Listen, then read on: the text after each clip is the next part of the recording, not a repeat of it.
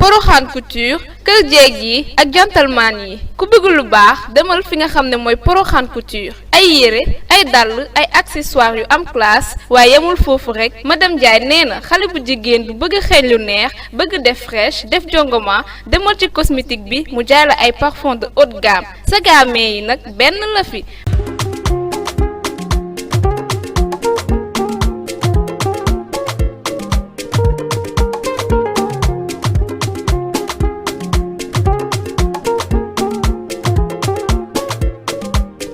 Porokhane Couture c'est madame Diagne moo ngi nekk Pikine Icotaf ci tali karo bi woote leen gaaw ci numéro yi 77 712 08 08 77 404 51 38 wala ci 77 570 87 86 Porokhane Couture daal moo mëne.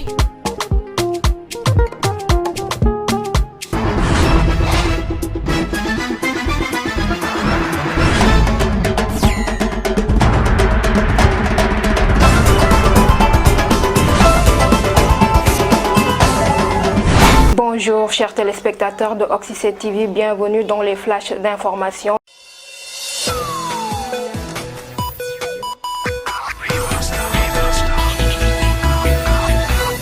Nous démarrons l'actualité nationale avec ce sacre continental remporté par le Sénégal. Le président Macky Sall a salué hier l'unité dont le peuple sénégalais avait fait preuve dans sa diversité autour de l'équipe nationale de football qui a remporté ce dimanche la 33e Coupe d'Afrique des Nations aux dépens des pharaons d'Égypte. Ainsi, il s'adresse aux Lions accueillis à l'aéroport militaire de Yoff en les qualifiant de méritoires devant des milliers de supporters venus communier avec les joueurs de l'équipe nationale et leur sélectionneur Aliou Cissé.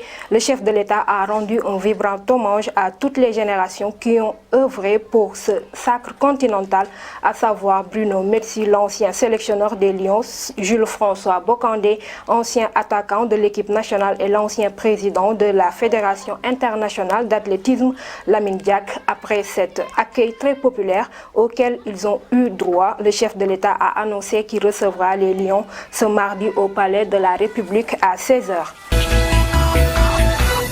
Toujours avec ce sacre des Lions, l'accueil a été sanglant chez certaines populations car la célébration de la victoire des Lions a été marquée par des accidents mortels et de nombreux incidents à Dakar et à l'intérieur du pays selon Célèbre. En effet, 246 victimes ont été dénombrées selon un décompte provisoire dévoilé par le journal Source A dans sa livraison de ce mardi. Hier à Dakar, une centaine de blessés ont été signalés. 2 conducteurs de moto de 7 piétons ont été renversés par des véhicules. 2 individus victimes de malaise ont été évacués d'urgence et une voiture a pris feu. 9 blessés ont été évacués d'urgence à l'hôpital à Dara, à Matam et à Thiès aussi. Des accidents mortels ont été notés durant cette journée. Parlons à présent de tout à fait autre chose. Installation des maires. Yewwi Askan Wi ne veut pas de folklore lors de l'installation de ces maires et présidents de conseils départementaux. En effet, Khalifa Sall, Ousmane Sonko, Barthélémy Diaz et compagnie ont organisé avant-hier un atelier virtuel à l'attention de l'ensemble des maires et présidents de conseils départementaux issus de leur rang. La rencontre a été portée sur le canevas des procédures d'installation et de passation de services qui doivent se tenir dans les prochains jours sous la supervision des représentants de l'État.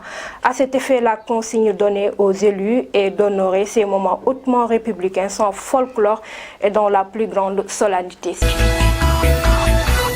C'était tout pour l'actualité nationale. À présent, l'actualité internationale avec Fatou Diouf. Bonjour Fatou.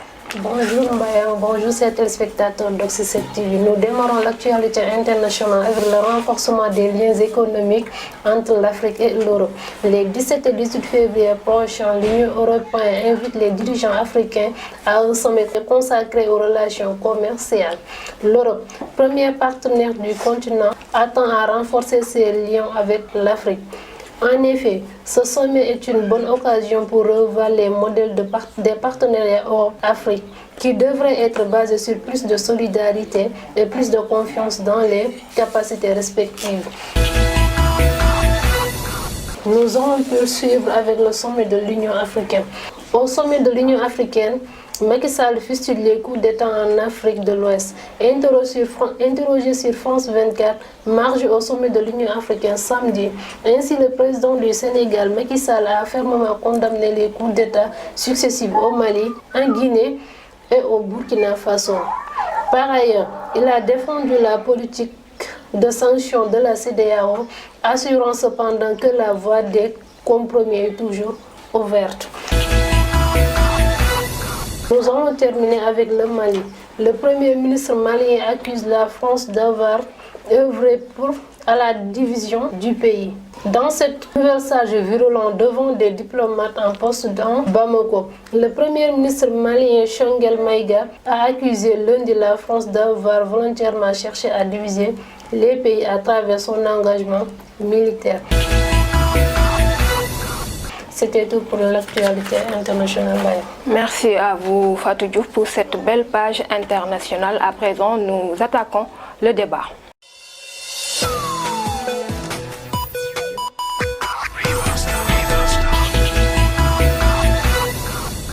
Nous démarrons ce débat avec la victoire des Lions et l'accueil chaleureux qui leur ont été réservés. Les Sénégalais sont venus de part et d'autre pour célébrer cette victoire avec ces Lions ainsi qu'avec toute la population sénégalaise. Qu'est-ce que vous en pensez, Fatou Diouf?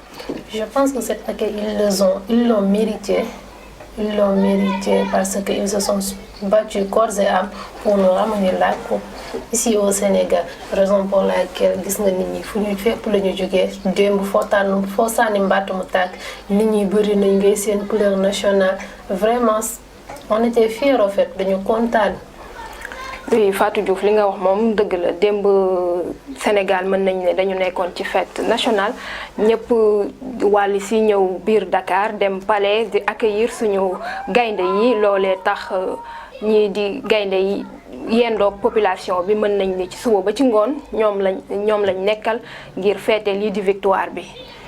waaw ci suba ba ci ngoon parce que à un certain moment man maa ngi naan ñi est-ce que duñu sonn mais bon comme li ko jar moo ko jar joxe nañu mbégte. kon li ñu doon def démb c'était minime pour population bi. waaw bu ñu seetloo tamit ne fi mu ne nii jeunesse bi am nañ wàllu loolu ci réew mi ndax bu ñu xoolee ne CAN bi ay xale ñoom ñoo ko gagné lii di élection yi passé nii ay xale it ñoo ko gagné bu ñu defee seetlu bi te lii tamit li weesu muy.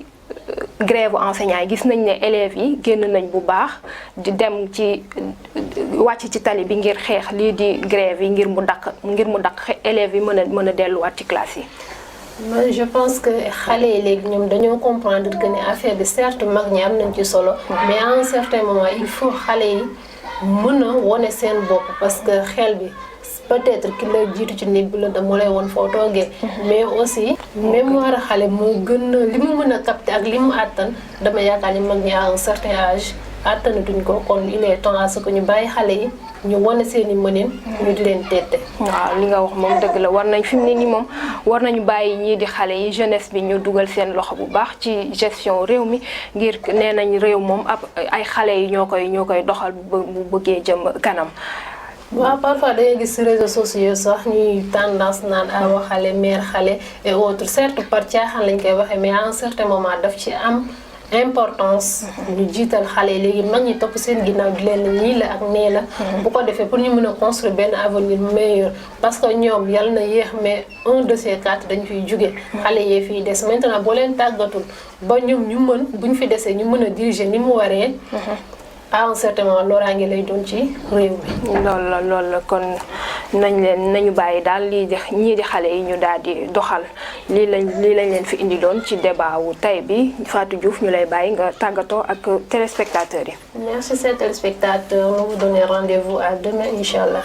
Merci à vous chers téléspectateurs, nous vous donnons rendez-vous demain Inch'Allah pour un autre numéro de Info Matin.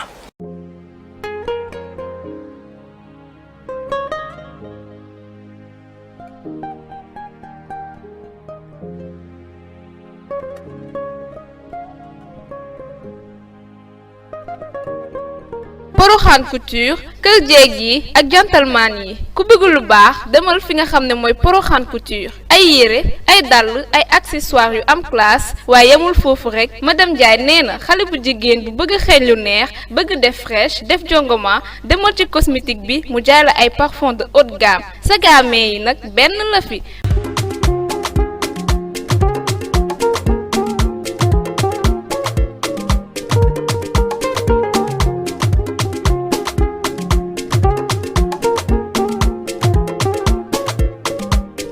Porokhane Couture c'est madame Diagne moo ngi nekk Pikine Icotaf ci tali karo bi woote leen gaaw ci numéro yi 77 712 08 08 77 404 51 38 wala ci 77 570 87 86 Porokhane Couture daal moo mëne.